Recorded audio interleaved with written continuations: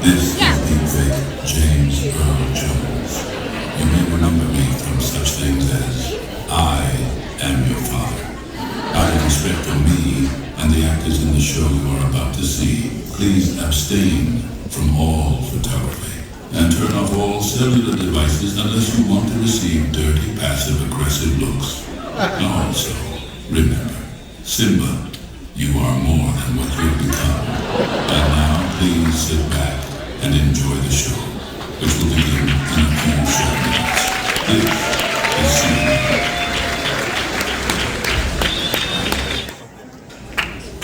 Good evening and welcome to the James Earl Jones Theater, the only Broadway theater named for a Sith Lord.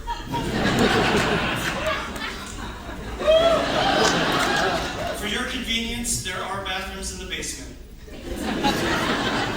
Now please put your cell phones on vibrate and welcome to the stage, Doug, Simon, and Bud Davenport.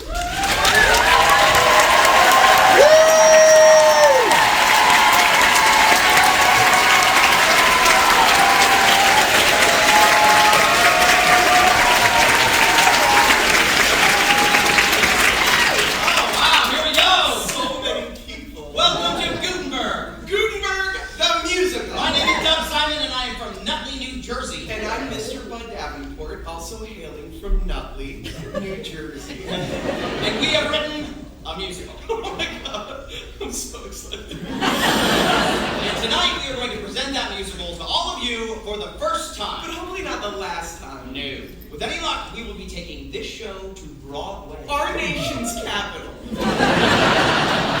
Now, you're probably sitting there thinking to yourself, isn't this Broadway? Kind of. As you may have noticed, we are on the weird side of 7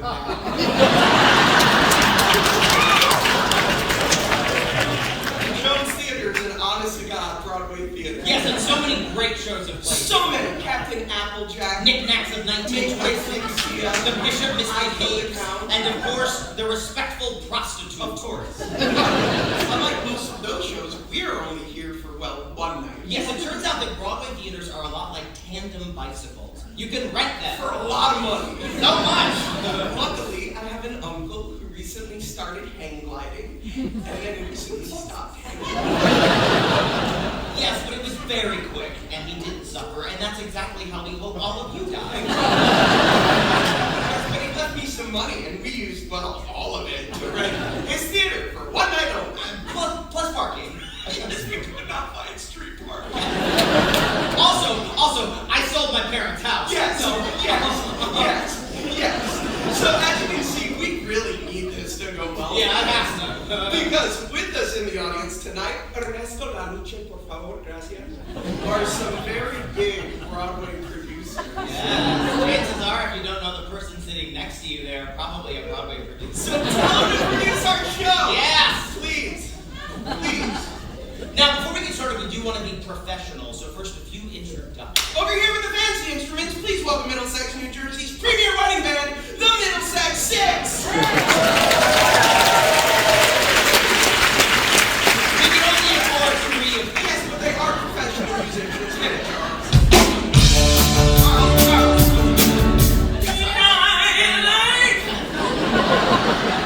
No, if they play even one more note, we have to pay for that song. And we literally have no more money. Now, writing a musical isn't easy. Hats off to you, Elton John.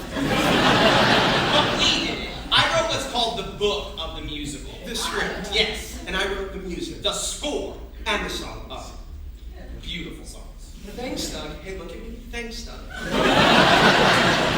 And the lyrics, well, We wrote those together. Now, you're probably sitting there thinking to yourself, okay, so you wrote a show, but what is it about? I don't know, Doug. You wrote the script. You tell us. I will. It's about Johann Gutenberg. Who's he? He's the guy who invented the printing press. And then printed up a bunch of copies of the Bible. Yes, but what else did he do? Well, we did some research to find out.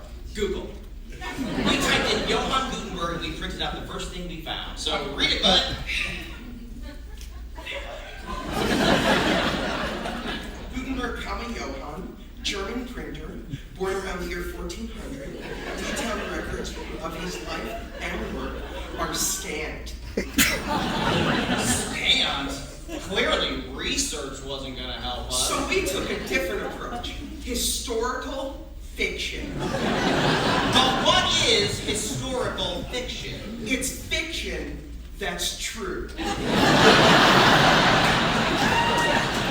Now, normally when you go see a hit Broadway musical, you expect to see a lot of amazing things. Things like animal puppets, Turntables, flying cars, and flying carpets. and so many people pretending to be pop stars. Well, this show has a bunch of that stuff too, but for tonight, you're gonna have to use your imagination.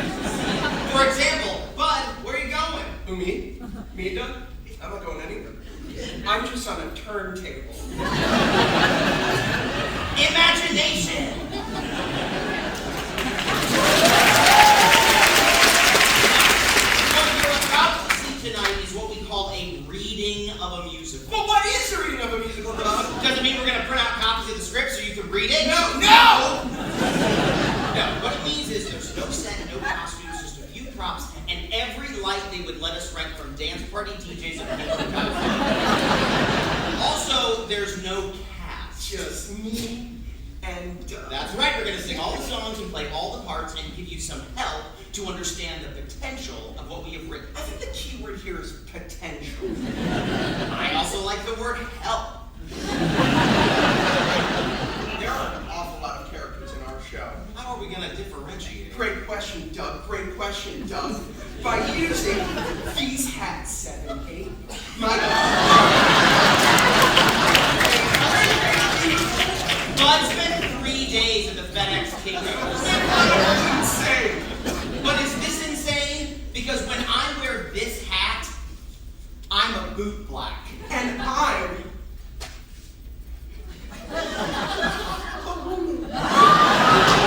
Yes, but only for tonight, because in an actual production, we would never cast a straight white man as no. Representation matters. Now, you will see that our show takes place in olden times, so many of our characters will talk like this. Cheerio. And Can I help you carry your bucket?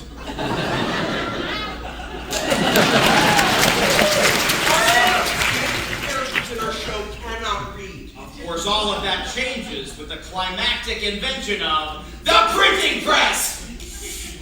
Now, before we get started, we want to talk to you all about something pretty serious, and that's anti-Semitism.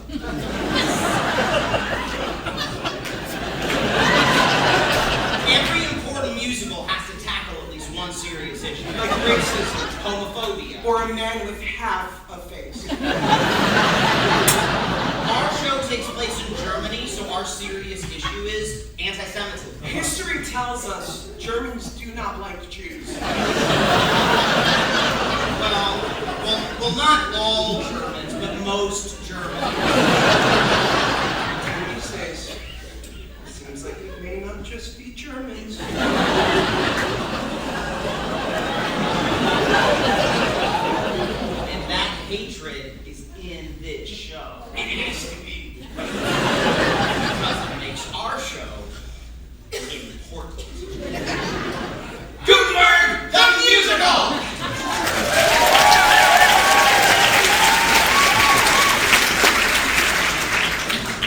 Prologue. Lights rise on the squalid, stinky bedroom of a friend of Gutenberg's. The roof is made of dirty thatch. In the corner, there are rats gnawing on stinky cheese. And lying absolutely still, in the middle of the room, without moving, is a dead baby. Gutenberg's friend and a doctor examine the dead baby. We've done all we could. I'm afraid your baby's dead. Dead? But I gave him this medicine. That ain't medicine.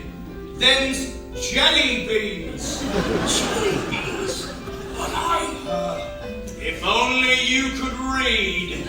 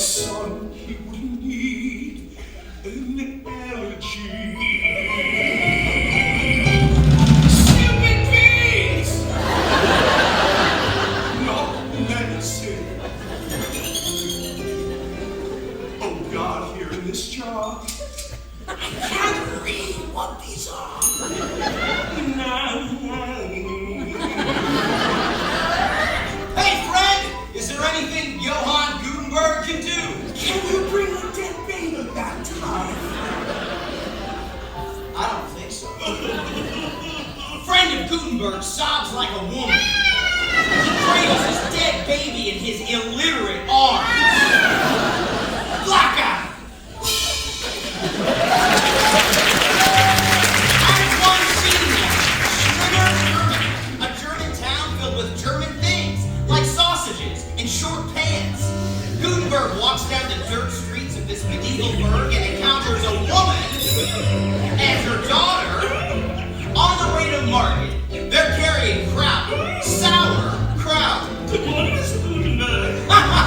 Call me Johann. Johann Gutenberg. Hello, Mr. Gutenberg. It's Gutenberg. How are you today, little girl? As happy as I can be, considering I can't breathe. Gutenberg ponders this, and another woman throws open her shutters to greet the morning. She empties her stinky chamber pot, and the streets of Schlimmer become alive. Not alive like a monster, but alive like a town. It's nice to live in medieval Germany, in the beautiful town of Schlimmer. We all get along in perfect harmony. I'm a beef fat trimmer. Hi, the beef comes in all white with fat and leaves a good bit slimmer.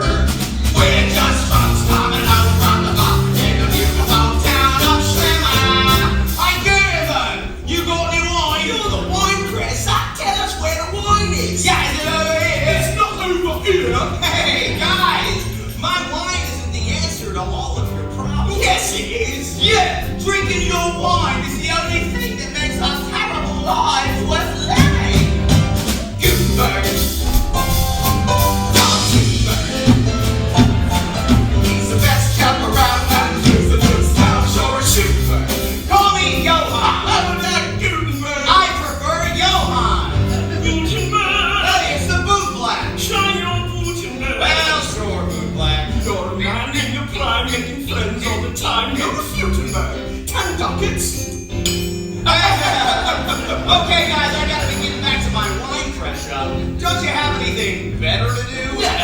Yeah, it's not like we can read. You can't read. You can't read. You want to see that again? You son of a bitch! Whoa! Don't fight! Why don't I buy you a flower from that adorable little flower girl? Yeah. He is pretty close.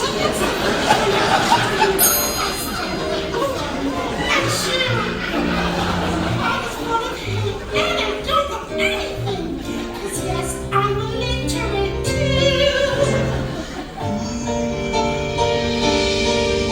Schlimmer, my lovely Schlimmer, you are the best darn town in Germany.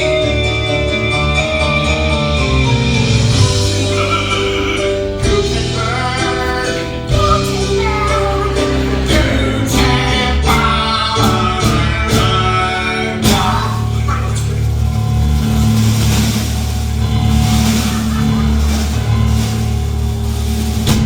I'm the pride of Schlimmer. He's the pride of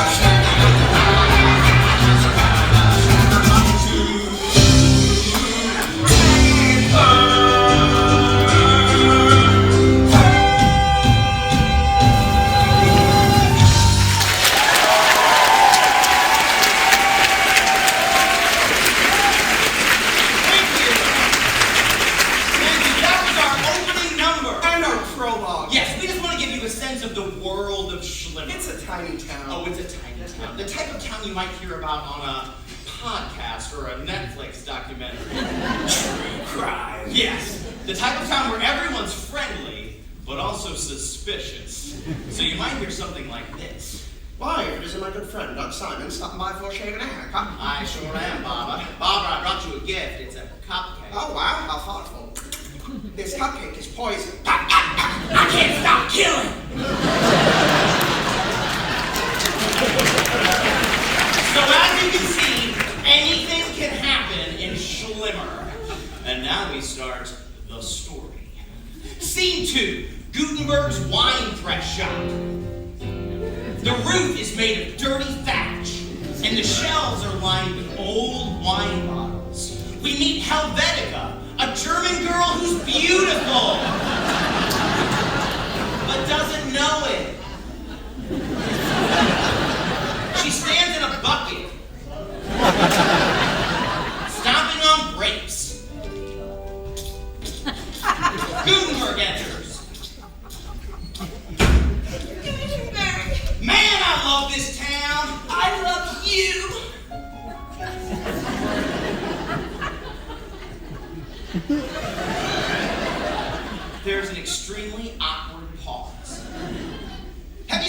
dream journal? I had an amazing dream last night, and I want to turn it into a poem. A poem? Will you read it to me? Journals are private. Yes, sir. Oh, I almost forgot. Here's a flower. It's beautiful. I got it from that horrible anti-Semitic flower girl. Destroy it! Yes, sir. There will be no hatred in my shop. Are you hungry? Yes. Do you want me to bake a lamb for you? No. No, but I would like a stew. Stew? Lamb stew? Right away, sir. Hey, girl. I love you. You love me? No, I love you. E-W-E. You. E-W-U? You. Me? Stew. Female lamb stew. I don't understand. Why can no one in this town read? We have nothing to read. See, that is the problem. If you need me, I'll be in my wine press room, pressing wine. Here's your stew. I made it hot and ready. Thank you, Barbara. Helvetica. You know, I couldn't make it without you. The wine, I mean. Yes, sir. Thank you, sir. Wonderful, sir. I watch him working as press. I watch him make his wine. I smoke the grapes and dream about the day I make him mine. But I know that day, 'cause I am too obtuse. I'm just too dumb to understand anything but this grape juice. And I can't read him. He's all Greek to me, and I still need him, like a grape that needs a squeeze. His brain is bigger than my brain. He can spell and count real good. And me, I can't count at all, and I don't think I should. 'Cause I was raised to milk a cow and to sit upon a stool. And cows, they never ask you much. No wonder I'm a fool. Also, there's no school. And I am dumb. I am dumbstruck. Every time he says my name, Helvetica, Gummistiefel. Helvetica, Gummistiefel. Gummistiefel. It's been my name since birth, but there's one name I traded for on this flat planet Earth. So I'll stay here in my bucket, and one day I'll be Helvetica Gutenberg. Just you wait and see.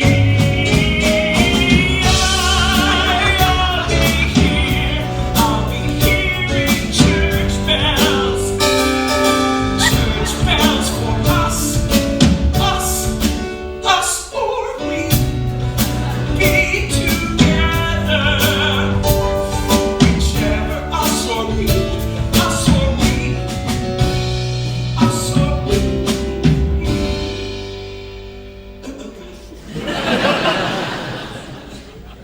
Us or we.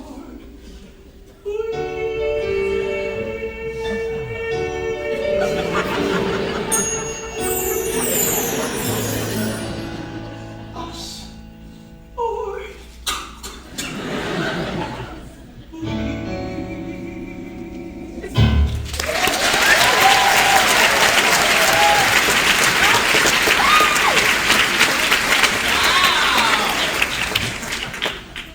Thank you. Always a very emotional moment for me, that's all. Yeah, well, you nailed it, buddy. You know, the first time I heard Bud sing that song was in a TGI Fridays, and they sent us a free dessert. I'm lactose intolerant. Anyway, that was the love ballad. But Doug, what is a love ballad? Well, people like me and Bud call a song like that an I want song, because Helvetica wants Gutenberg. But the question is, does Gutenberg Gutenberg know that? I don't think so. How could he not? Now, you're probably sitting there thinking to yourself, did Helvetica really exist? Probably. Yeah. History tells us that in olden times, there were a lot of poor wenches. So chances are, if Helvetica did exist, Gutenberg probably knew her. Also, her name is a font. These days, we don't name fonts after anybody. No, not even Beyonce. Beyonce would be a fierce font. Now, it's time to meet the bad guys. The town monk and his henchman, young monk. Ooh, watch out. Scene 3, the church on the hill. The roof is made of dirty thatch. In the corner, there's a large Bible. And on this wall, there's a big velvet painting of Jesus crying. Monk, an evil man who hates God.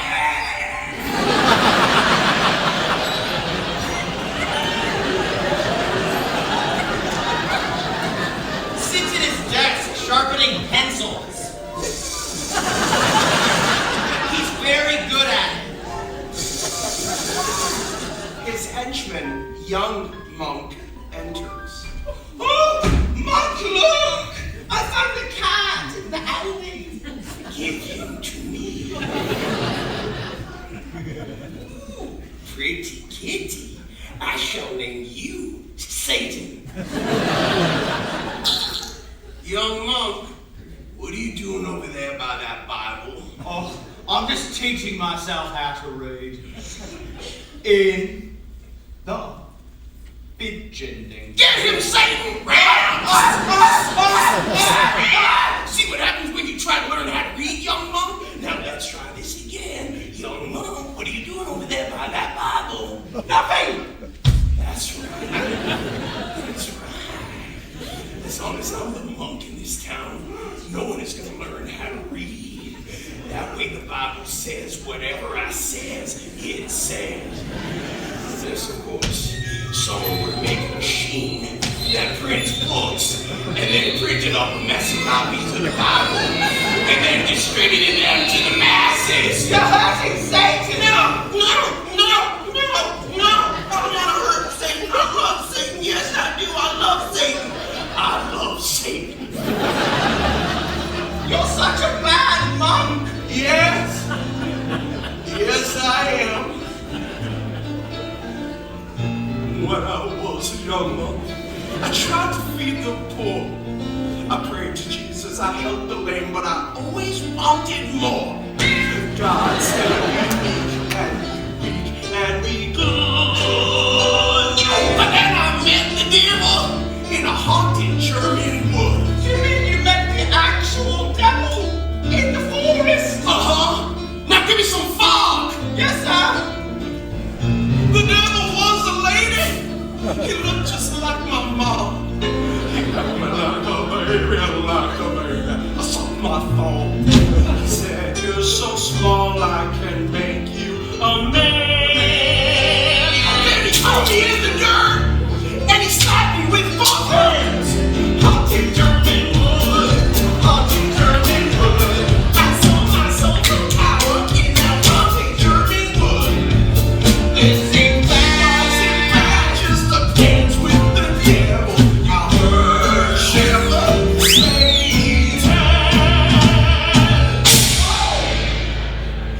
The devil said he had to go back where he come from. But he told me, boy, stay in the church and keep the people dumb. They won't suspect you if they think you're good. But there's gonna come a day when a God will print a book and the book will be the Bible and the people won't read it and they'll know that you're alive, so you're gonna have to stop it.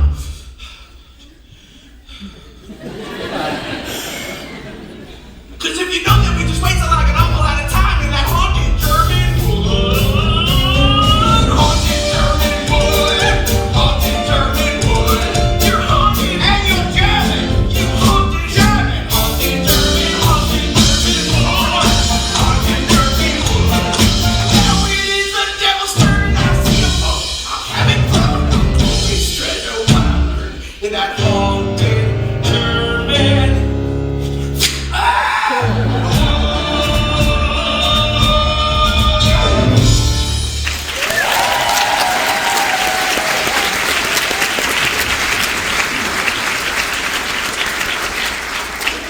Now that's a bad monk.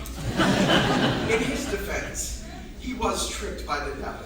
Well, everyone gets tricked by the devil sometimes. My dad got tricked by the devil. He cheated on my mom with a bank teller. Oh, but she was a really pretty bank teller. Yes. My parents are still together, though. Marriage. Now, we hate Monk, and we hope you do too. But we want you to hate him for a reason. Yeah, you can't just say that a character is evil. You need to know why he's evil. Yeah, that's why we had him worship Satan. It's called character development. Now, I think I may have heard Mom saying something about how you didn't want a person to make a machine that prints books. Whoa, because guess who's about to make a machine that prints books? Scene 4. Gutenberg's wine press shop. It is very late at night. The clock on the wall says like 2 a.m. probably. Gutenberg is working at his press.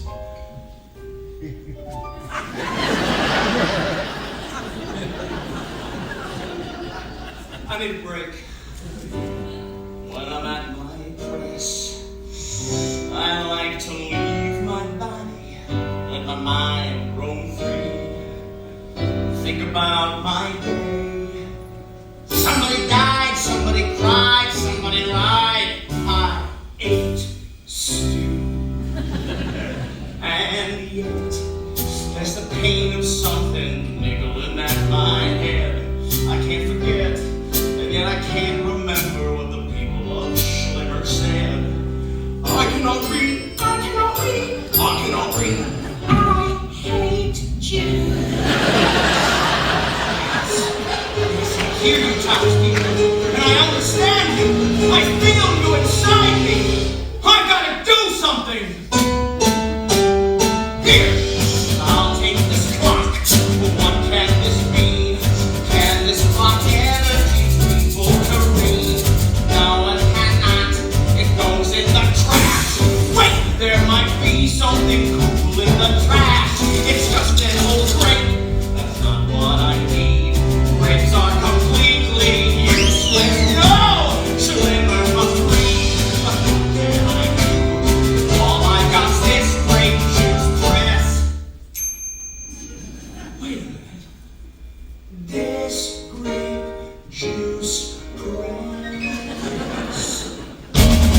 I'm gonna take this press and make it print some words. Take this press so loud it sounds absurd.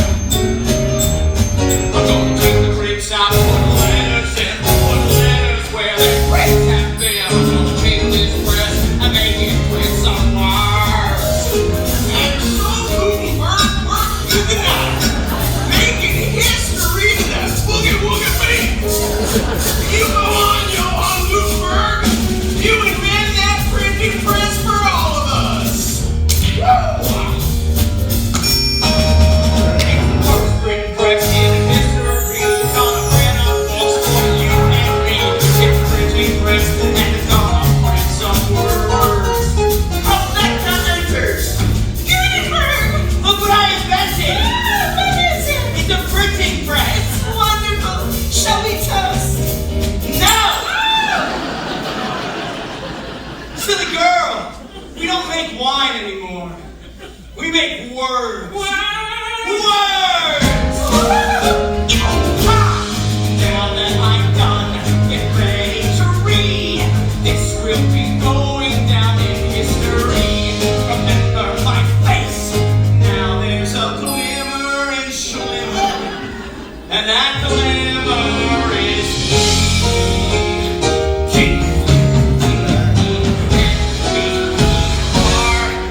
G.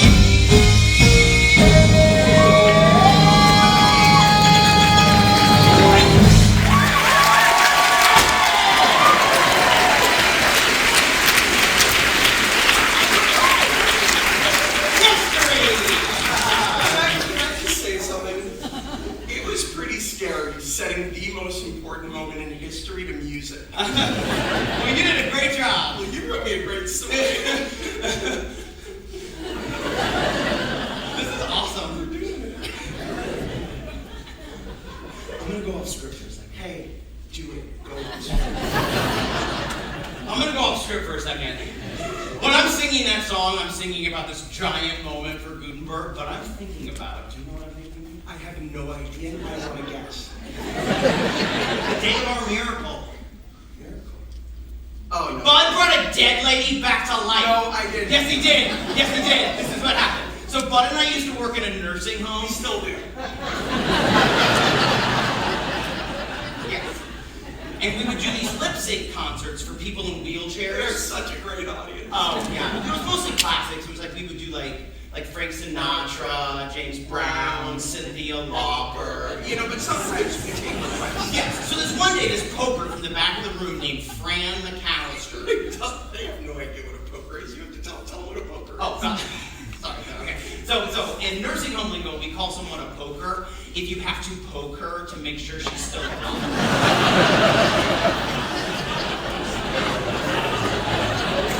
Fran McAllister was our oldest poker. Yeah. She hadn't said a word in like over a year. She was so sweet. She would just sit in her chair and she would sort of like grip the arm and her face would kind of frozen. Oh, like that. Like that, just sort of praying for death. Yeah. So this one day we're asking for requests, and this voice from the back of the room that sounds like it's from like the pits of hell. Don't cry, Frenchie. It was Fran McAllister. Guys, I thought she was possessed by the devil. I still think she might have been, but she was requesting a song. So I looked up "Don't Cry, Frenchie," and it turns out it was from World War I. The original. Yeah. So, needless to say, we don't have a lip sync track to "Don't Cry, Frenchie," and even if we did, It was probably racist. most old songs are racist. But here we are about to tell this old woman who has no hope left that we can't do a lip sync to her favorite ancient racist song. All of a sudden, this guy just starts singing. I don't know what happened. He made up a song out of nothing. Sing the song. No. Come on. No. Do you want to hear the song? No. Alright, okay, so Bud will be Bud, I'll be Fran McAllister. Yeah. All right, but only because you guys twisted my arm for like a second and a half.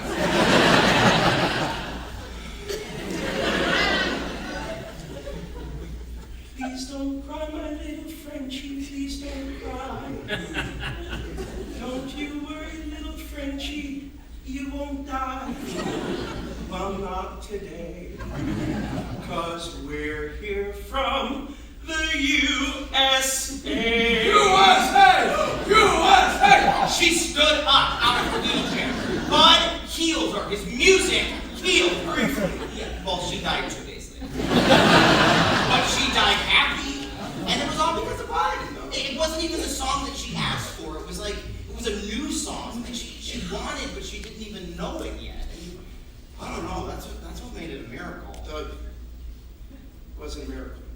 Well, it was a miracle to me.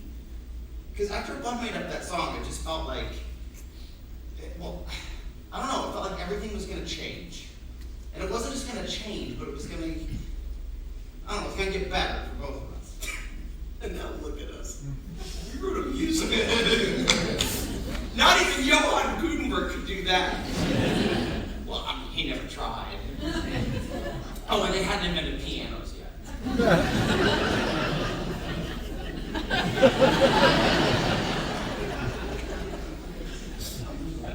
Hey, do it. Now, you're probably sitting there thinking to yourself, wait a minute, a wine presser invented the printing press? Makes sense. He was familiar with pressing things. And what's the difference between a wine press and a printing press? One makes you drink, the other makes you think. And that was almost a lyric. And I still think it should be. Now, Gutenberg was amazing. But unless I'm crazy, he's not the only character in our show. Oh, you're not crazy. Yeah, scene 5. The streets of Schlimmer. The sky is sad, and the air smells like trash. Young monk is walking in the rain. I'm just dumb, all these times, mommy treats me like dawn. and like a dog. I can't read, but I could read. I can't get back on. Why can't someone teach me how to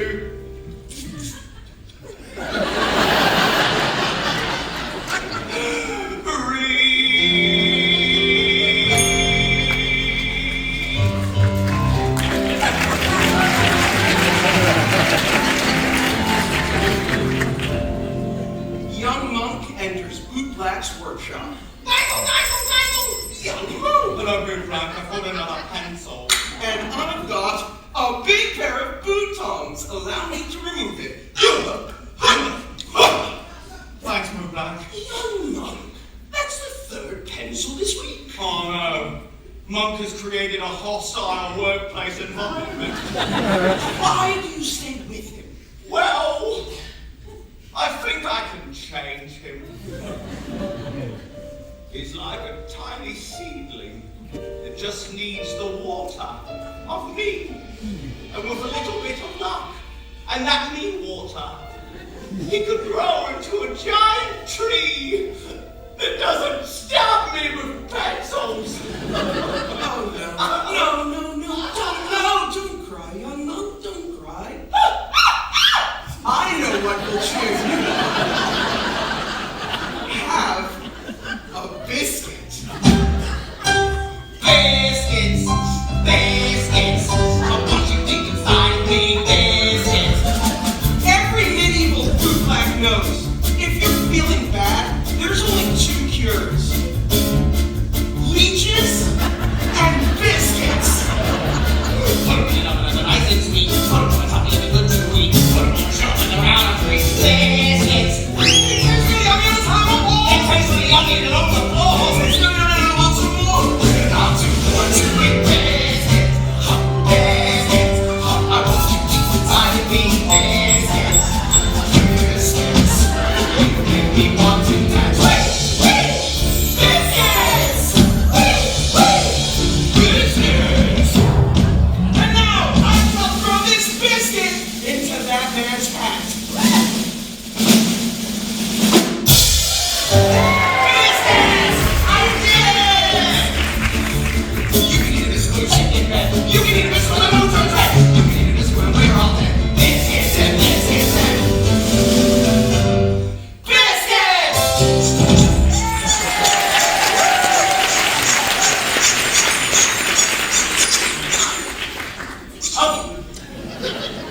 Okay.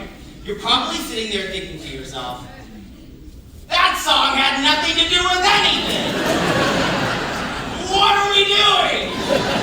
This show is not about biscuits. No, people like me and Bud call a song like that a charm song. But Doug, why do we need a charm song? A charm song gives the audience a break from watching the stuff they actually care about. Also, a charm song can help you get a really famous person to play a really tiny role. For instance, one day in the role of young monk, we are hoping to get none other than Mr. Timothy Chalamet. And that's not how I thought you pronounced either of those words. But enough about biscuits. Gutenberg just invented the printing press, but nobody knows that yet. Scene 6, the Schlimmer Market, a stinky place filled with rotten fruit, dead bodies, and antiques.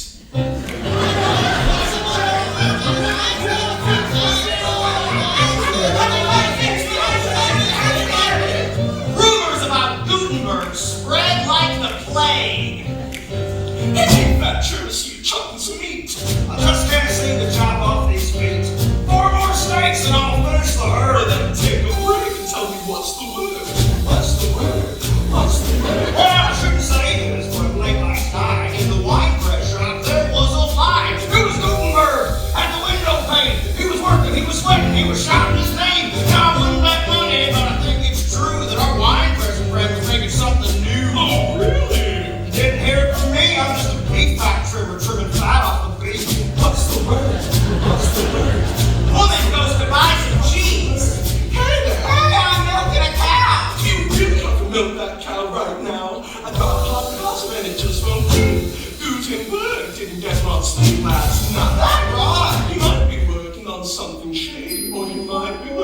special lady. Oh, a special lady had a vision for me. I'm very attracted to Mr. G. He's got great buns and he's got great pecs. I'll be heartbroken if he's having sex without me. I see. If you agree.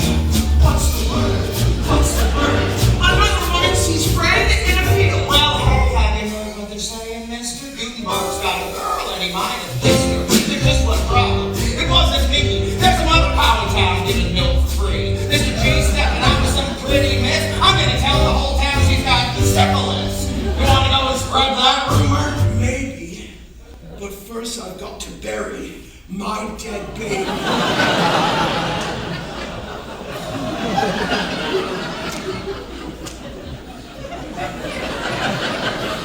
Well, that's horrible. It happens. What's the word? What's the word? Another man is buying apricots. Hey there, man, I see you're buying some fruit. Have you heard the word about our friend Gutenberg? It seems he's done something great, but all we know for certain is he wasn't late. It's mine! Say no more, my childish friend. I'll find out how this rumor ends. I'll head on over to the park dress shop and if he's up to something naughty. Now make it stop.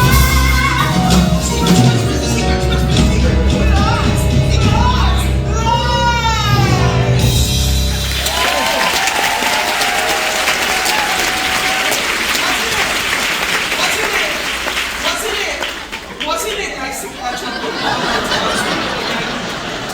It sure was fun. See, this show has a huge cast. Huge. And when a musical has that many actors backstage, you have to use them or they get cranky. Speaking of cranky, looks like Monk is headed over to Gutenberg's wine press shop to see what Gutenberg's been up to. And just like old wine, the plot thickens. Scene 7, Gutenberg's wine press shop. Helvetica is crying in her bucket. Monk enters. Knock, knock, knock. Anybody home? This is not a home. I'm just here to pick up some wine. Church wine. For the church. But we don't make wine. Not anymore. Well, well, well. You must be Helvetica. How did you know my name? I'm a monk. I know everything. Everything? Everything. So you know I love Gutenberg? I did not know that. Till now. Now I know So everything. you know Gutenberg invented the printing press? What? No. Who invented the printing press? Johann Gutenberg. Johann Gutenberg invented the printing press. What year is this? 1450? Johann Gutenberg invented the printing press in the year 1450. Yes, and it's right over there. Well, we'll just see about that.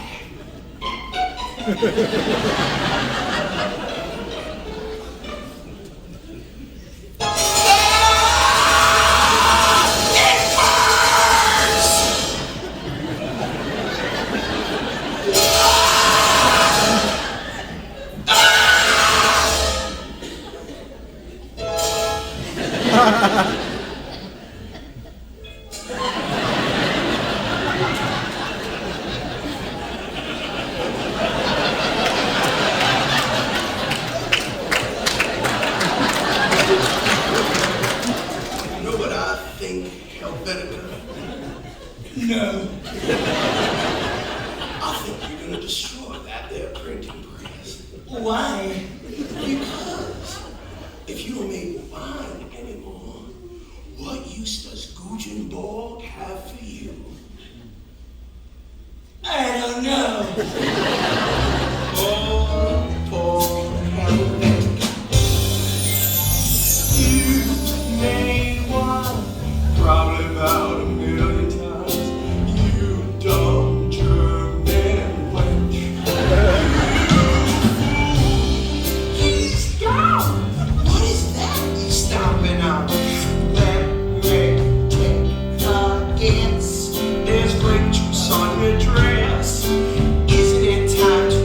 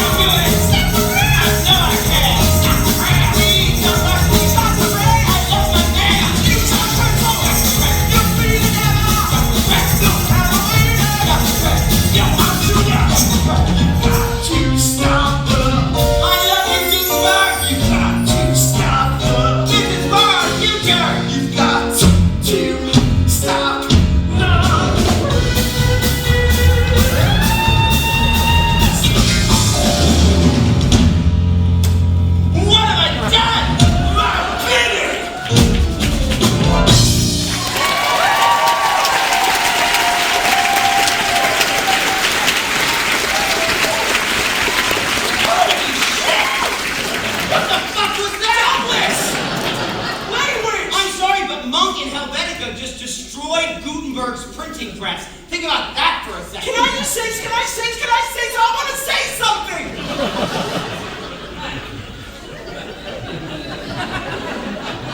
History doesn't always happen the way we think. No, history is not the way it always says in the so-called history books. Also, this might not have happened. But it could happen. See, we realized that after Gutenberg invented the printing press, there was no more story. So? We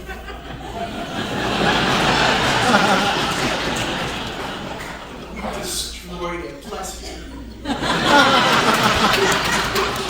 And now, anything can happen. And what's about to happen is the big Act 1 finale. Now, as many of you already know, every hit Broadway musical must end its first act with a soaring anthem that tween girls will eventually struggle to sing and shout. Which is why we're about to send you rocking to the restroom. Elderly patrons may wish to turn down their hearing devices. In an actual production, this number would include a gospel choir and lasers. Singers, the rooftops of Schlimmer. Yeah! Gutenberg stands straddling a chimney. Smoke billows up around his face. When I got out of bed today, history was a lot more boring. Then I thought in a different way. Now the world of inspiration soaring. Look at these hands. They're attached to a normal man. Normal man will probably change your world. Tomorrow is tonight. It's a history and future fight. Tomorrow is tonight. Monk stands on an adjacent chimney surrounded by fire and glass. Today I feel the future. Now I got it, no bounds. My plan unfurled to trick that girl. Now the bird of inspiration on the ground. Stop! I touched this dream. You don't keep the world with the damn machine. Now you know how this month is sitting down. Tomorrow is tonight. It's a history and future fight. Tomorrow is tonight. Helvetica is also on a roof. Like a bird who just destroyed a printing press. In some serious distress, I don't have wings. That is bad for flying things. Not in command. Don't take it when you could say can. Only get one chance to be a star. Tomorrow is tonight. It's a history and future fight. Tomorrow is tonight.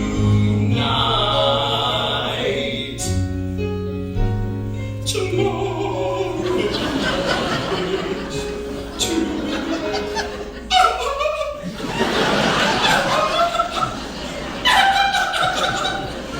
What have I done? Intermission!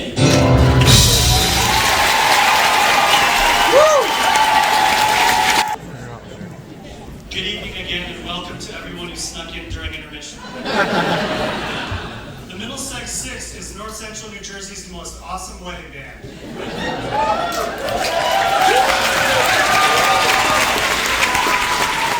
You can also rock out your bar mitzvah, bat mitzvah, funeral, pet adoption, or children's birthday party.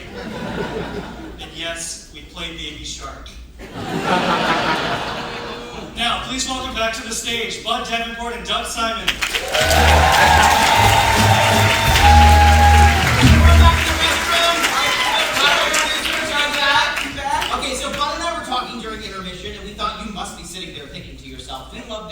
more than any show we have ever seen ever. But, who are these guys on stage? Who are we? So, we thought we would take a second to tell you a little bit about us. Are we? Yes, us or we. Thank you, Pop Out. You're welcome. That was just a little callback. That was just a little callback. We can be jokesters sometimes, but we also know when to be serious. So, take it back. Okay. I'm Mr. Bud Davenport. That you already know. What you may not know, I'm 42 years old. No, really. I'm single. And I love to make music. Look out, ladies. Yes, I am looking for a wife other than Doug.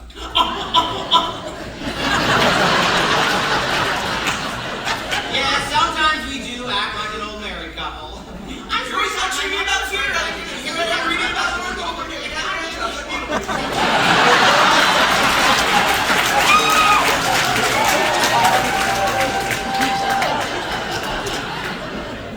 I wish I was gay. I'm just not. That's okay, bud. I am gay. My name is Doug Simon, and I am approaching my early to mid to late 40s. I live in a studio apartment above an incredibly loud pet store, and I used to have a cat. Until it died. Yeah.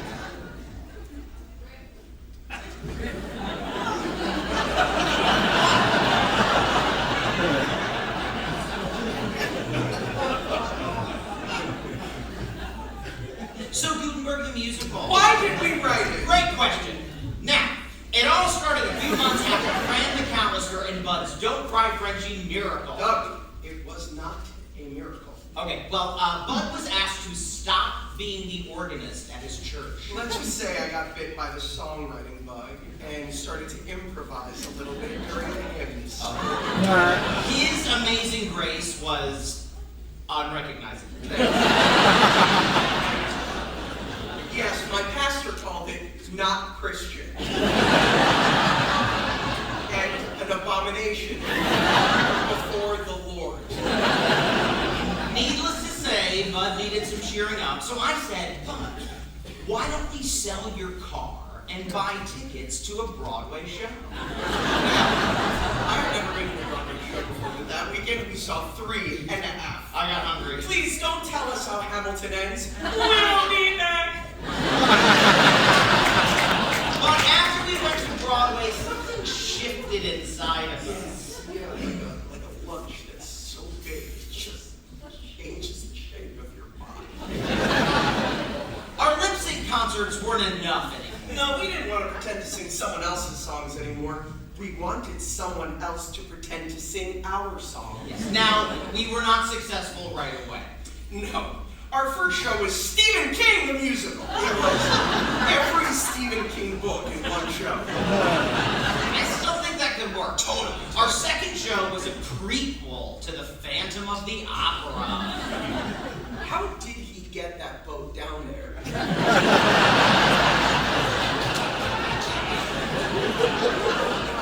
We could never figure it out. So our next show was an original story about two gentlemen very much like ourselves. It was achingly autobiographical. I wrote 35 songs about us. And I wrote lyrics to 12 of them. But then we realized original stories with original songs, nobody wants that. No. If your new musical isn't already a book, a movie, or a fairy tale told from the lady's point of view,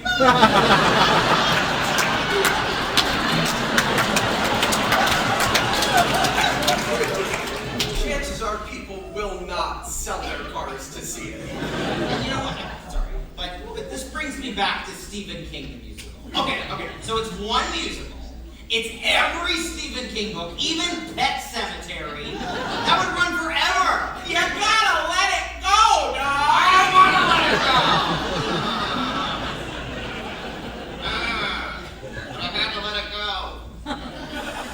So, Bud and I started looking for a new book. And then we thought to ourselves, why not the very first book? And that was the Google search that led to the Google search that brought us all here tonight.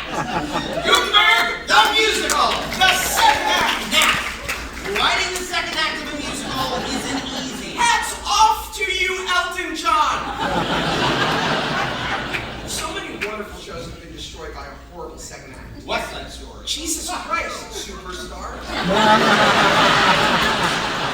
Oklahoma. Godspell. Phantom of the Opera. The Godspell revival. Oh, terrible. Wonderful shows. Oh no, we love those shows. We love those shows. But their second acts are all about ending stuff and wrapping up loose ends. We like loose ends. Life is loose ends. That's why we didn't worry about ending our stories. Or wrapping it up in a nice shiny bow. A story's not a present. No, a story is nothing like a present. But if it was a present, we would want to give it to all of you. Maybe so you could take it to Broadway?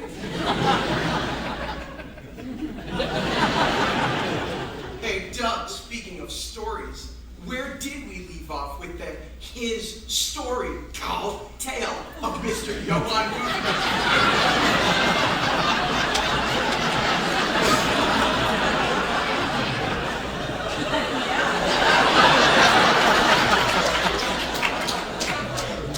Quite a choice there, buddy.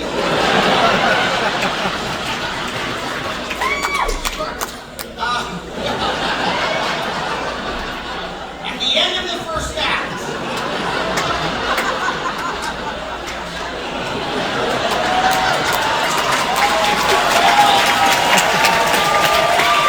This is important stuff. at the end of the first act, Monk and Helvetica destroyed Gutenberg's printing press. But Gutenberg doesn't know that, and Helvetica feels horrible about it. She made a mistake. Sometimes we all make mistakes.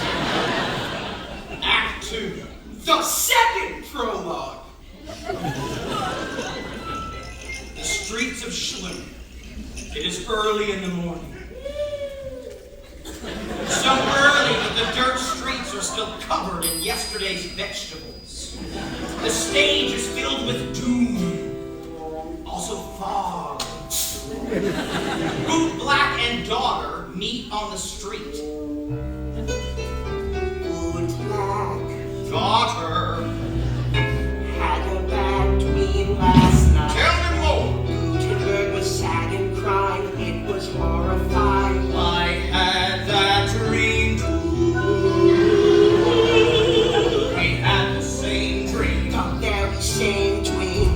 And Gutenberg became an eagle and attacked a seagull. Oh, that's not like my dream. Eagle, In my dream, Gutenberg's skin fell off and he became a skeleton. Then he danced and it was scary, but also erotic. dreams are weird, And disturbing. very disconcerting. Here, I'll do the dance. Sexy, scary. Now an eagle is more powerful than a seagull, but in my dream the seagull had a knife. It was terrifying and erotic. This seems bad. But we can't be too sure. Dreams predict the future. What did these dreams mean?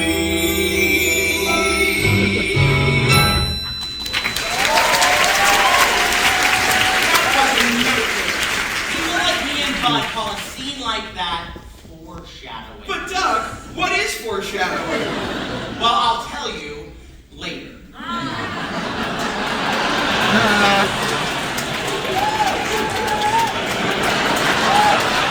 Hit it! Act 2, Scene 1.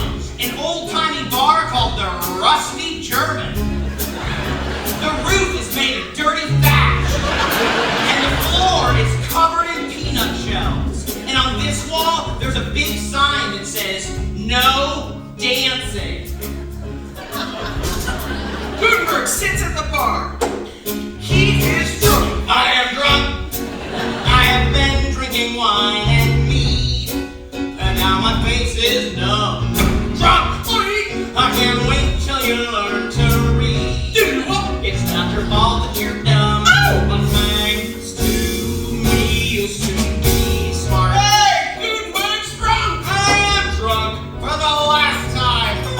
That's right, drunk. After tonight, old Gutenberg's not drinking wine anymore. I'm drinking words. You call it drink wood. Oh, hang on there, drunk. Words can take on any form or shape. You've gone insane. Words are like wine from a bitter grape. They're great for your brain. Words are so sweet. With sausages deep. We suffer with both feet.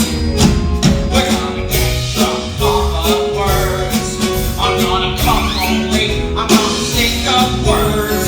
Wine's up, wine, but really wine is just a word. Words, words, words. What? If we're drinking words, what are we gonna eat? I don't know. Maybe we can eat dreams. Wow. I'm gonna get a drink. Great idea. Hey, what's happening? Well, Gutenberg's talk about eating dreams and getting drunk off of words. Well, that sounds stupid. No, it isn't. Words make you feel all tingly inside. Yeah, but that's what alcohol does. Yeah. But words do it without the crippling chemical addiction. Well, thus upon I don't mind. Well, then, all of us seems this is a dream. Yes, we should breathe. We're gonna get drunk off of words. I'm gonna start a fire. I'm gonna bomb at words. Wine's up, wine, but really wine is just a word. Words, words, words. Helvetica enters. Gutenberg, Hey! I've got to say, What?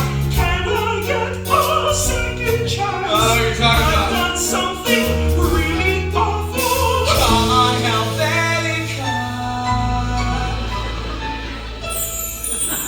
Let's dance.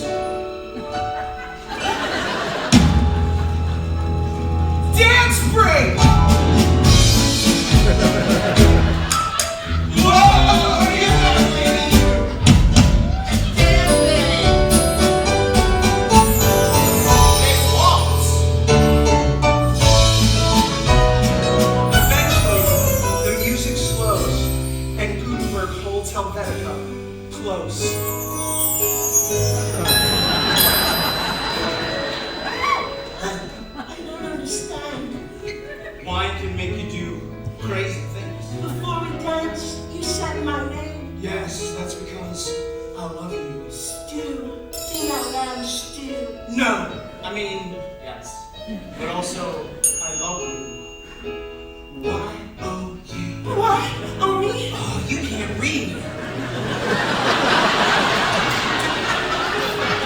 You're fine.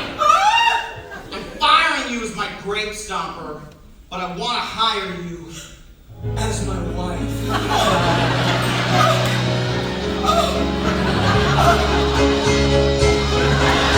I'm sorry, I can't.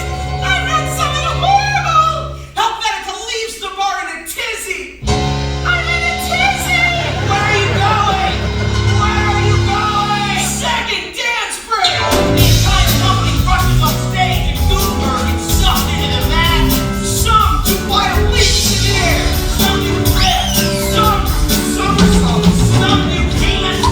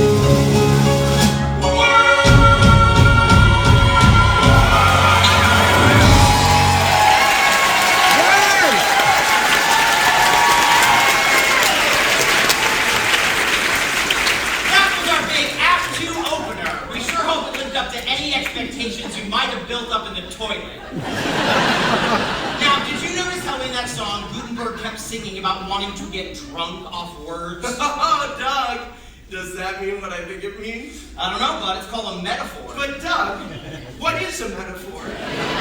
Well, a metaphor is when you say one thing, but you mean something else, and you're not lying.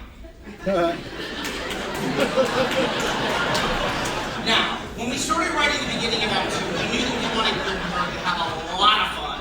And pretty much the funnest thing you can ever do, ever, is get drunk. Doug used to get drunk a lot. Yes.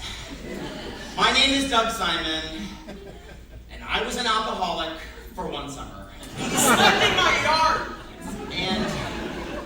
And I learned that being an alcoholic, it's expensive.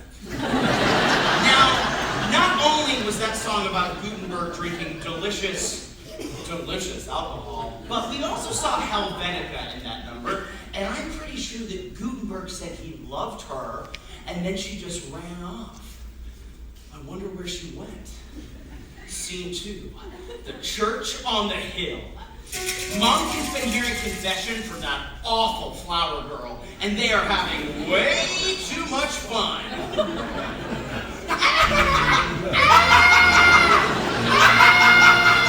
Okay, flower girl, we are done here.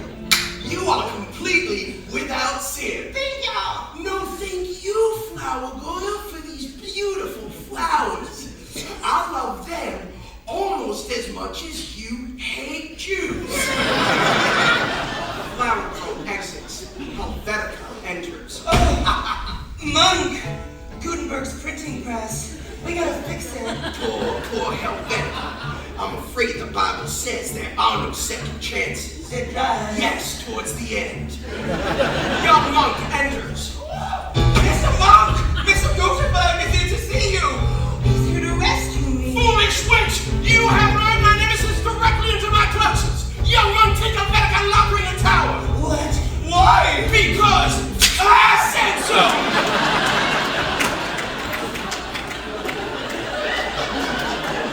You're such a bad monk! You have no idea. I have some idea! Young Monk and Helvetica exit. Gutenberg enters. Hey! Nice church. Well,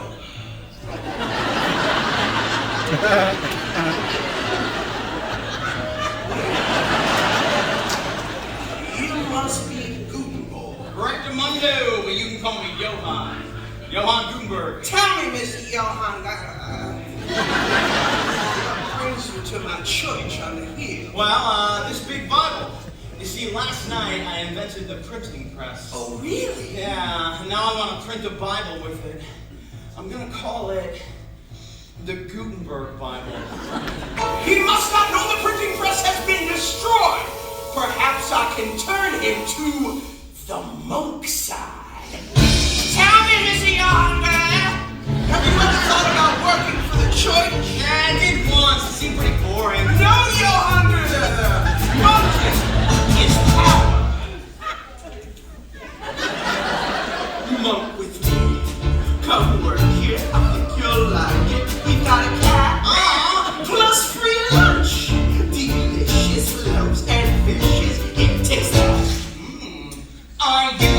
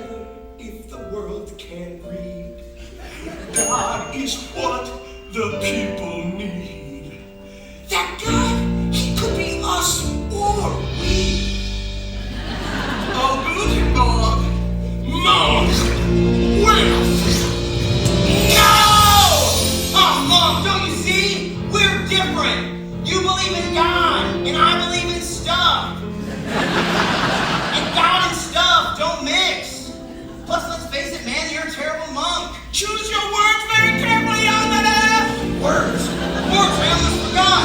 Like the words in this Bible. Words are why I came here.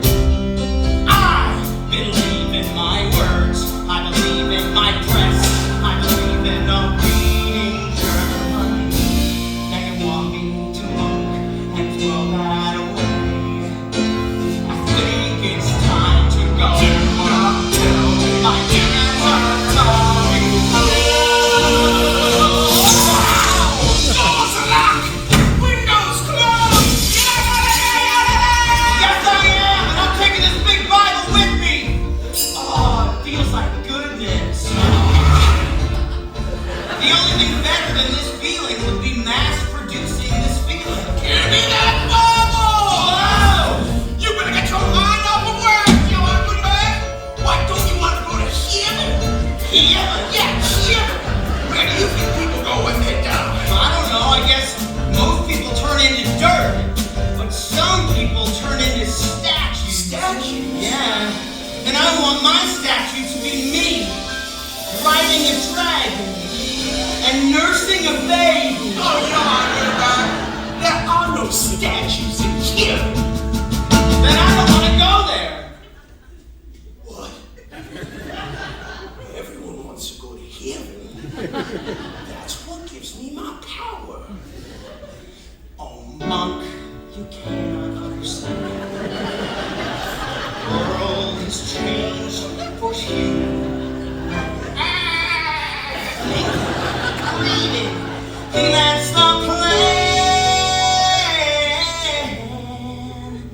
Your monk ways are old news, and I will never monk with. Hey, monk!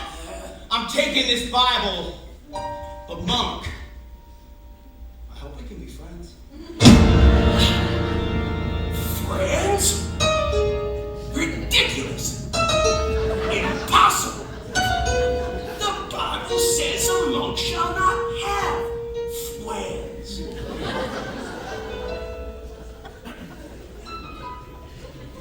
Then again, wouldn't mind having a buddy I could talk to every now and then. Crack open a little communion wine, watch a joust, maybe beat a bear. Ooh, I love to beat a bear. But oh heck, for that to happen, the whole world would have to change. Then again, what if it did?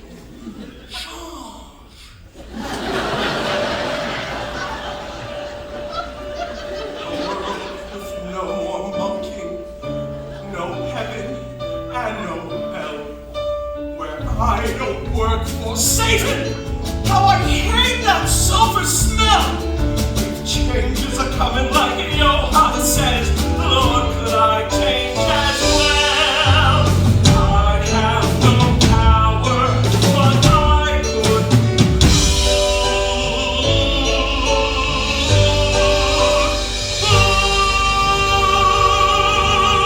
Yeah! What am I saying? God is my enemy, and being good is the exact opposite of what I want. There is no good in me. There's haunting, turning wood in me. Gutenberg is gonna see the world will monk with me.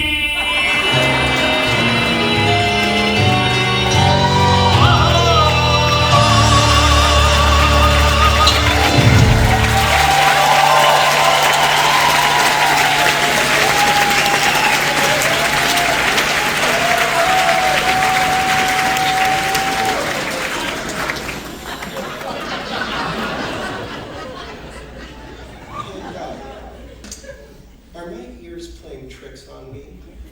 Or did Monk just sing a little bit of haunted German wood? Your ears are perfect. That's called a motif. But what is a motif? Well, a motif is when you use the same piece of music over and over again, but it's not lazy.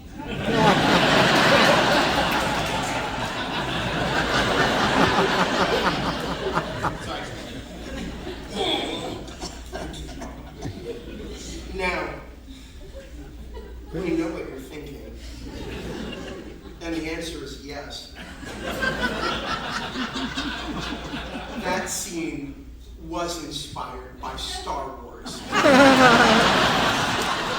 Bud loves Star Wars. I love Star Wars. Yes, but that scene was also inspired by reality.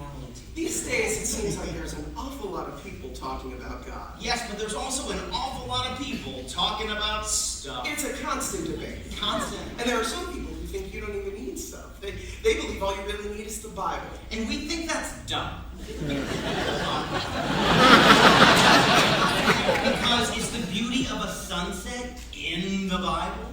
Is the sound of a child's laughter in the Bible? What about bacon? That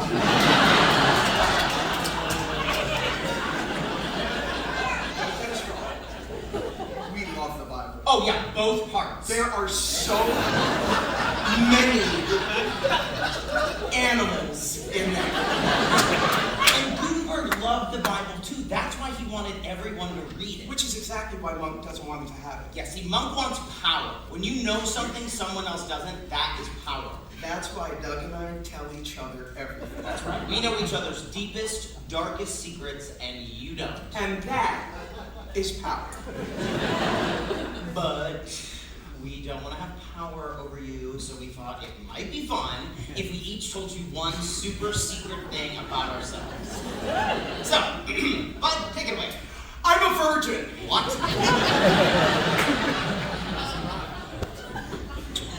I've done everything else.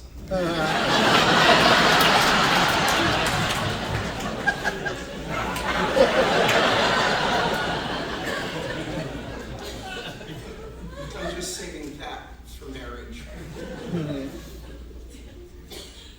How'd you never told me that? You're a very old virgin. I know that. I know that, Doug. I know that. I know that. So, I'm sorry. Can you just give us one sec? Okay, so I thought that we're still mic'd. Okay. The idea here was that I was supposed to tell him something. No, you told, yeah, you did that. Yeah. Yeah, I just need to dig a little deeper. Do it, Doug. Dig deeper, Doug. Something I've never even told you. Something brand spanking new, Dougie. Hit me. I killed my mom. Okay,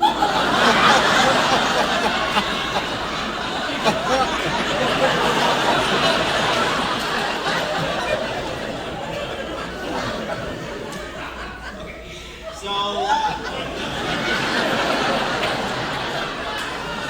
ever since I was a little boy, my mom wanted me to be a doctor. And one day I finally got up the courage to say to her, Mom, I don't want to be a doctor. I want to follow my dreams. And she said to me, Doug, that's not a job. You got to put food on the table. You can't eat dreams. And then we got into this huge fight. And that's when you... So many years later, she got very sick, and she needed a doctor.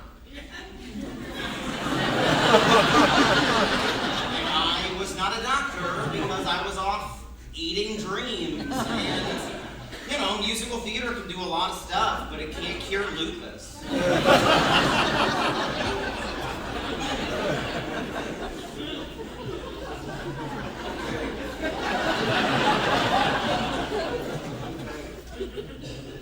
Wait, Doug.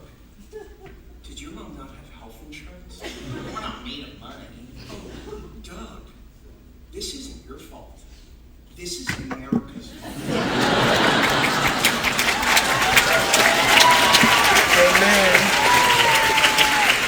America killed your mom.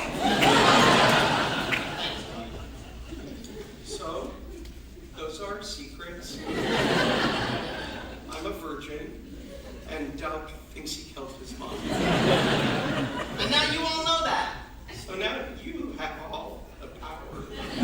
Which is exactly what Gutenberg wanted. But you know who doesn't have power? Helvetica. Yes. And that's why she's about to sing our big 11 o'clock number. But Doug, what is an 11 o'clock number? So in olden times, musicals were very long and very boring. So by the time the leading lady got to her big emotional climax, the audience was home in bed. Which is why we're singing our 11 o'clock number at 9:44. Scene 3, Monk's Evil Tower. It's dark and it's dank. The floor is covered with rats and feces. Helvetica sits at the window overlooking the moon. I'm in a tower with rats and feces. The man I adore is so close and yet so far. If you were here, I would say, don't release me. My heart is one big scar. Cause I'm the stupid German wench who betrayed your baby. I'm right where I ought to be. Tell him the rats in here ate me. History's paved with the marks of the stupid. Heaven is safe for the souls and no sin. I thought I was brave when I said, hey, too cute. But I won't do that again. Cause now I'll never have a friend or lover. And maybe I ought to go. Maybe I might as well. Might as well go to hell. Might as well go to hell. My mama told me that hell was a right place with no pretty kitties hide to come when you're alone. When I'm dead, I will sure miss your cat face. But I goofed up and I know I will never leave medieval death row. So maybe I ought to go. Maybe I might as well go to hell. Might as well. Rats, sing with me. Might as well. Might as well go to hell. Might as well. Might as well go to hell. I wanna die, but should I try to kill myself? I don't know. To be, not to be.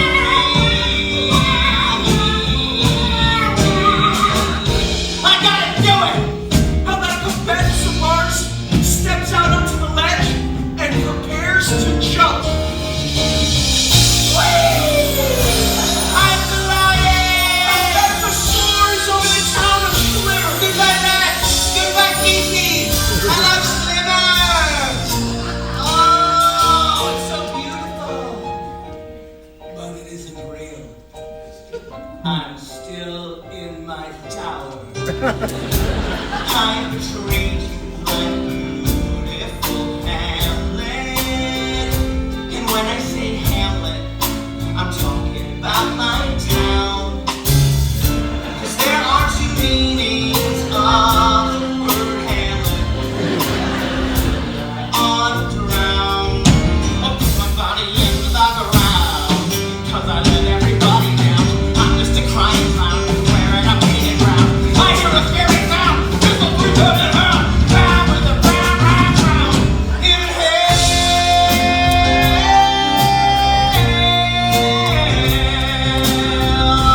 Might as well come and give me Satan. I wanna be with you. I was a horn at my eating. I wanna be with you. To hell. Go to hell.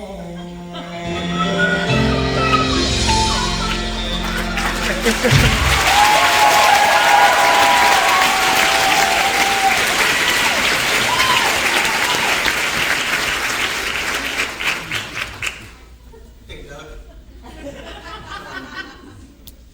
I'm gonna say something.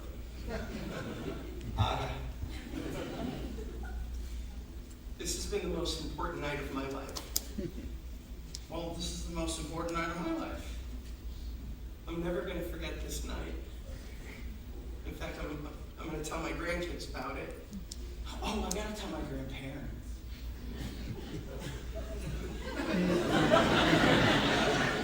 Until tonight, I never knew what it felt like to open up your chest and show an audience your heart.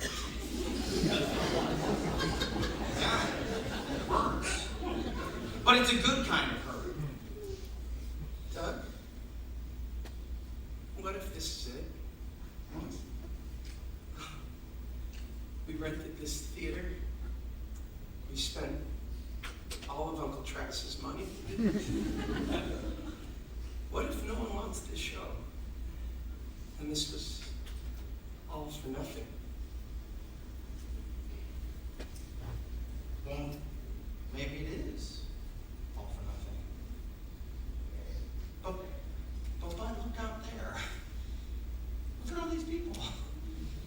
Oh, look at us. I mean, none of this should be happening. This makes no sense. and you know what? If it's not this show, then we'll write another one, and then another one, because damn it, we're gonna die doing what we love. Just like Uncle Travis.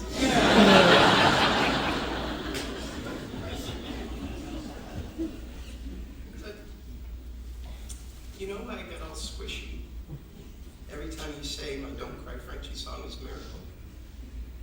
Honestly, I don't. I think it's really weird. It's because the miracle came later. Yeah.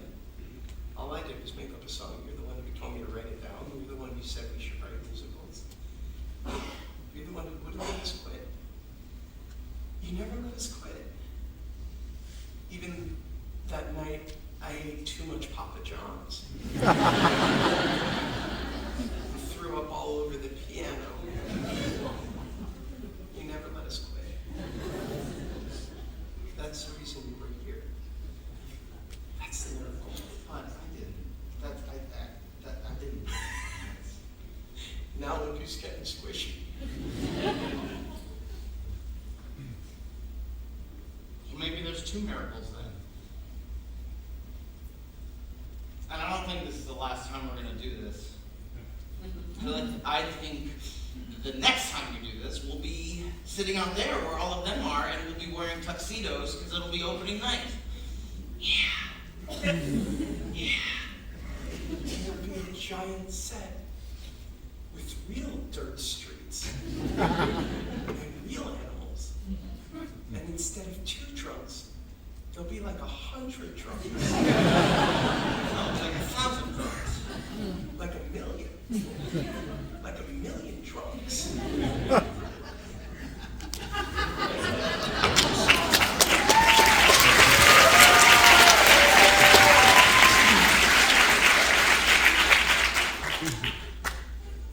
What are we supposed to talk about? Suicide. Oh, suicide.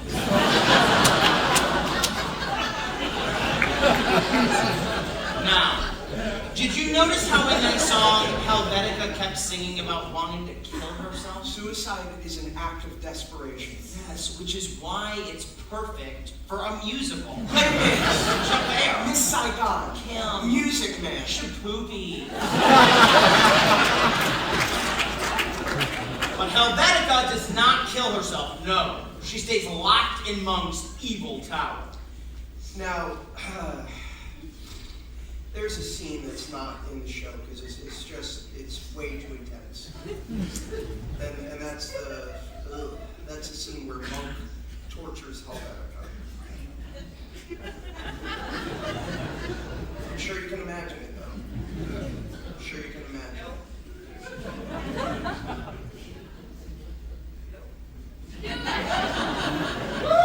Helvetica curled up in a corner of that dark room, water dripping down onto the cold stone floor. The roof is made of dirty thatch.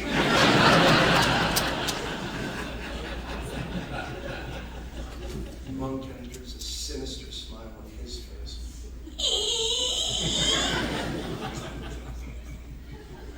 He's wearing his finest robes, maybe even a brand new hat, who knows?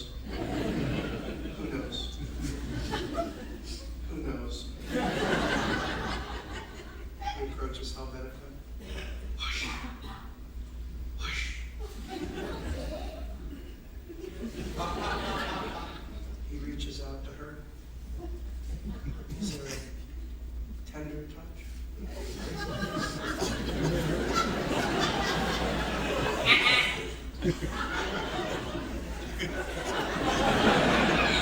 we ready? Okay, great. Scene 4, the next morning. Today is the day of the German celebration known as Festival. Dawn is breaking over the town of Schlimmer. Beef fat trimmer strides forward through the stinky morning mist. The sun it rises in the east. I smell bread rising with the yeast. For today is no ordinary day. It's the day of festival. The sun it rises in the east. I smell bread rising with the yeast. For today is no ordinary day. It's the day of festival. We see Gutenberg pulling a wagon with the printing press inside. It is covered with a sheet. He is headed towards the town square. He still does not know the printing press has been destroyed. They'll go nuts and lift me in their arms when I show them my press. I'm taken to the festival. Oh, Gutenberg, I'm sorry. I'm so psyched. I'm leaving more well The town will have its head, but once they see the printing press is dead.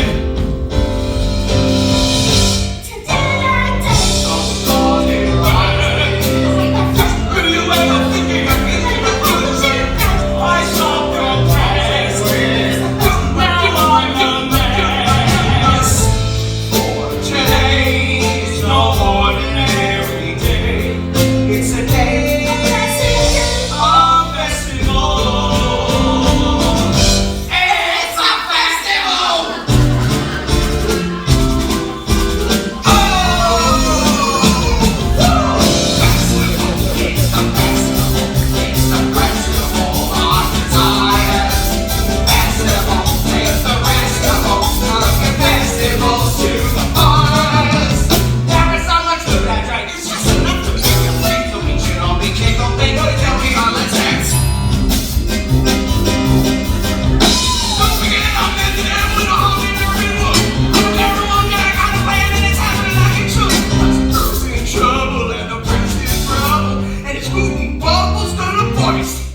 I'll just wait and see what it is to cheat as it goes through like a bread burst. Why does he have to be so bad?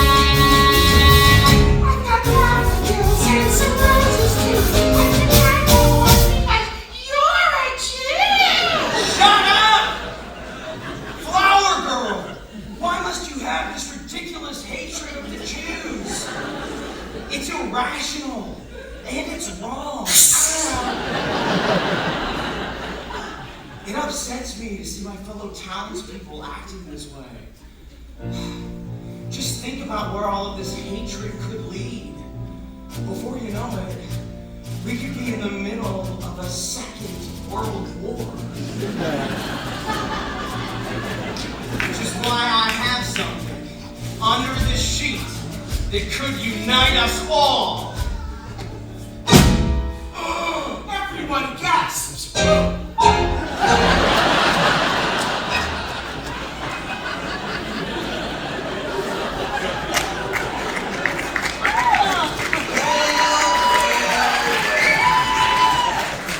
What have we here?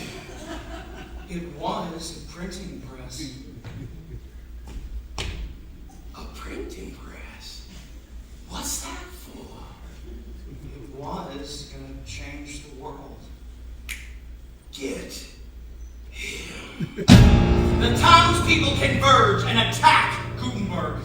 They are filled with an irrational mob mentality. Soon they collect wood, light a fire, and burn Gutenberg alive.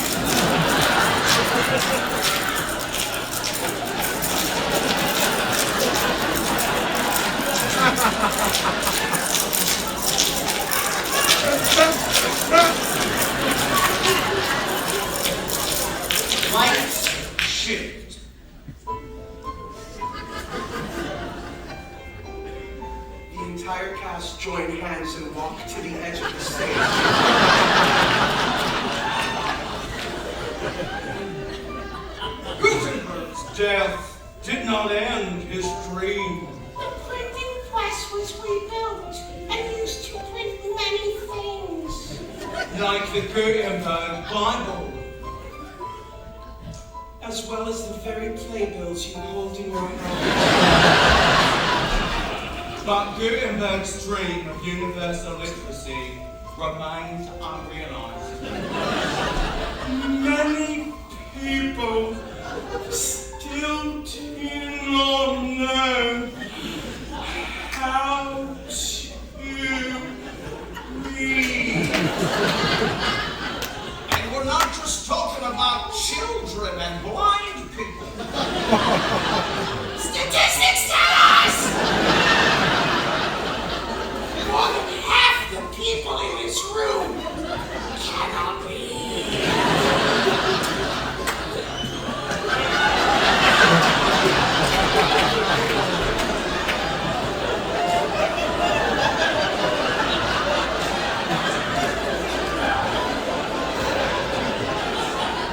The struggle continues.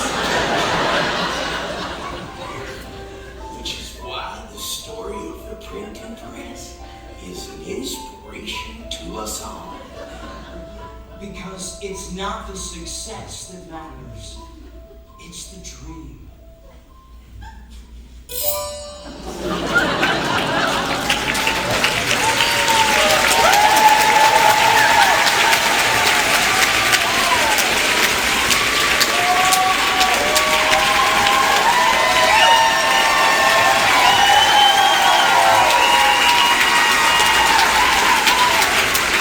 We're the authors of this music.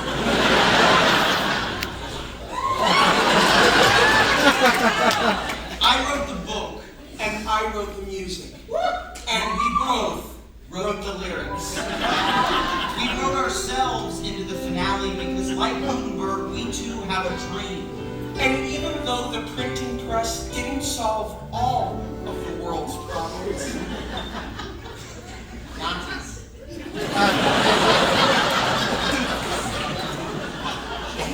we hope the story of the printing press did impress upon all of you the power of our dreams. Life can be cruel and kind of cold.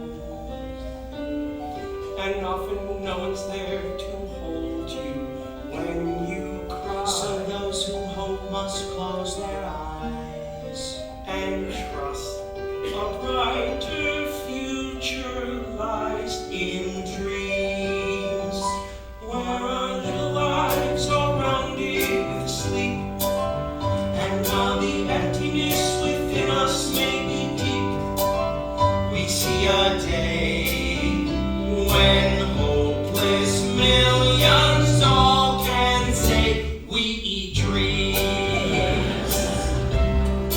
We eat dreams, I eat them too. We eat dreams, I eat them. We all want to eat dreams, right? Well, we're here to tell you, my mom was wrong. You can eat dreams. They're delicious. So we don't want you to just sit there, we want you to sing along with us. So we're going to sing We Eat Dreams, and we want you to sing We Eat Them Too. Okay? We'll start. We eat dreams. We eat them too. There we go.